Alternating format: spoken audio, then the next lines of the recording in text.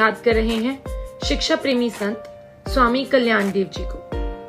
स्वामी कल्याण देव जी महाराज सच्चे अर्थों में संत थे। उनकी जन्म तिथि एवं शिक्षा दीक्षा के बारे में निश्चित जानकारी किसी को नहीं है। एक मत के अनुसार जून 1873 में उनका जन्म ग्राम कोताना, जिला बागपत, उत्तर प्रदेश के एक किसान परिवार में हुआ था। उनके पिता श्री फेरुदत्त जांगिड़ तथा माता श्रीमती भाई देवी थी। कुछ लोग जिला मुजफ्फरनगर के मुंडभर गांव को उनकी जन्मस्थली मानते हैं। उनके बचपन का नाम कालूराम था।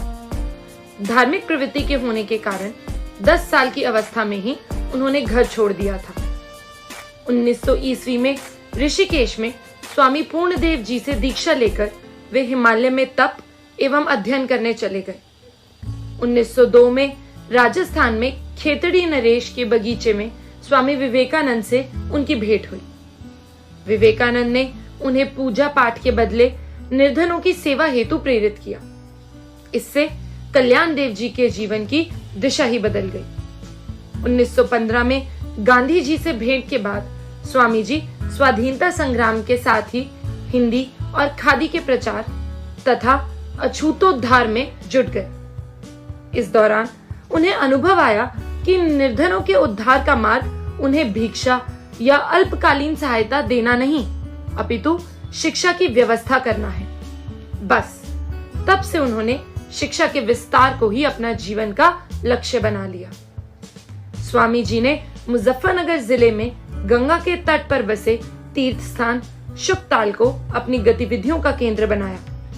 ये वही स्थान है जहां मुनि शुकदेव जी ने राजा परीक्षित को वट वृक्ष के नीचे पहली बार भागवत की कथा सुनाई थी। वह वट वृक्ष आज भी जीवित है। स्वामी जी ने इस स्थान का जीर्णोद्धार कर उसे सुंदर तीर्थ का रूप दिया। इसके बाद तो भक्तजन स्वामी जी को मुनि शुकदेव का अंशावतार मानने लगे।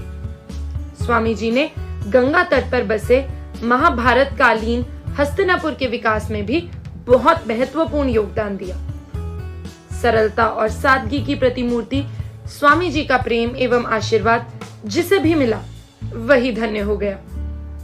इनमें भारत के प्रथम राष्ट्रपति डॉक्टर राजेंद्र प्रसाद से लेकर पंडित नेहरू, नीलम संजीव रेड्डी, इंदिरा गांधी, डॉक्टर शंकर दयाल शर्मा, गुलजारी लाल नंदा, के.आर. नारायणन, अटल बिहारी वाजपेयी आदि बड़े राजनेताओं से लेकर सामान्य ग्राम प्रधान तक शामिल हैं। स्वामी कल्याण देव जी सबसे समान भाव से मिलते थे। स्वामी जी ने अपने जीवन काल में 300 से भी अधिक शिक्षा संस्थानों की स्थापना की। वे सदा खादी के मोटे भगवा वस्त्र ही पहनते थे। प्राय उनके वस्त्रों पर थेगली लगी रहती थी।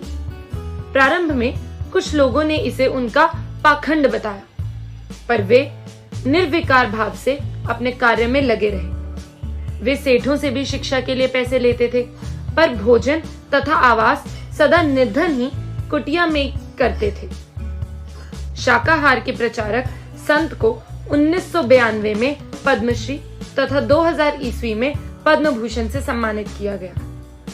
13 जुलाई की अति रात्रि में उन्होंने अपने शिष्यों से उन्हें प्राचीन वट वृक्ष एवं शुकदेव मंदिर की परिक्रमा कराने को कहा। परिक्रमा पूर्ण होते ही 12:20 पर उन्होंने देह त्याग दिया।